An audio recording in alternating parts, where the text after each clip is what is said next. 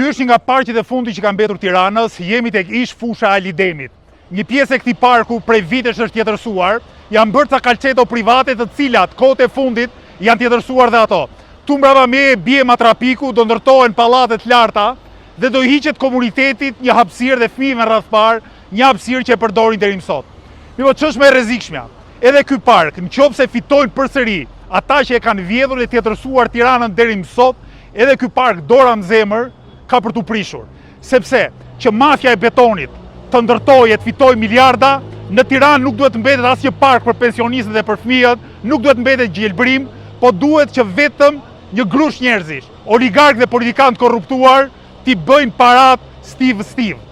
Sot në Shqipëri nuk ka asnjë parti politike përveç Lëvizjes Bashkë që e vë gishtin plag, që u kundërvihet mafiozëve që pastrojnë parat ndërtim, oligarkëve ndërtimit, qeverisë korruptuar, po edhe opozitës korruptuar që hesht kur vjen puna tek betonizimi i hapësirës publike në Shqipëri. Ndaj u bëj thirrjet, na bashkonin Lëvizjen Bashkë, na bashkonin fushatën tonë për Tiranën, në mënyrë që të shpëtojmë atë që është e shpëtueshme nga Tirana dhe të përpiqemi ta bëjmë qytetin tonë një vend vërtet jetueshëm.